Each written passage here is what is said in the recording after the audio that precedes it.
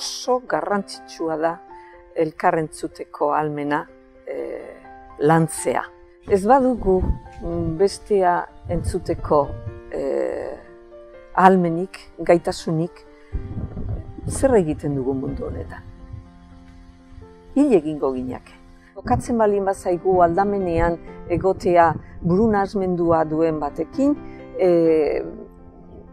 egia da barrundik sortzen digula ansiedadea eta hortaz ohartu behar gea.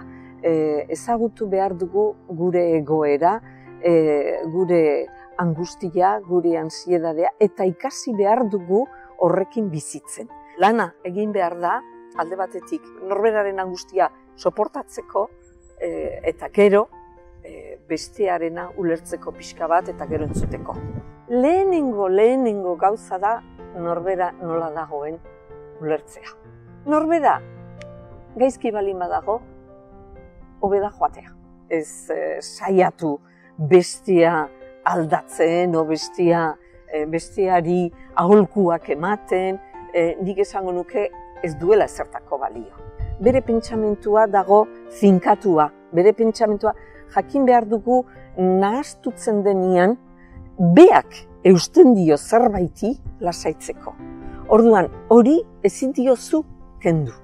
Ez eman beste pentsamentuak, ez eman arrazoia ere, ez balin badu, baina, lasai entzu.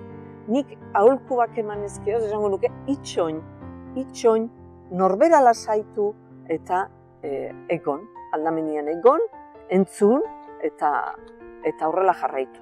Benetan, ikusten bada, bere pentsamentuan, badaudela idea bere aurka, bere buruaren aurka, mina egiteko ideak balin badaude, hortan bai zalantzarik gabe profesionala batengana bideratu.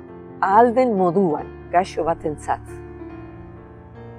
oso garrantzitsua da jakitea ingurukok bere onduan daudela, prest daudela, bere momentu zailetan hor berari laguntzeko. Gainea, iruditzen zait, ez dela egon behar beti gainean. Gaixo dagoenak bere bidea egiten du. Ez du ingurukok ezin diote eman bidea.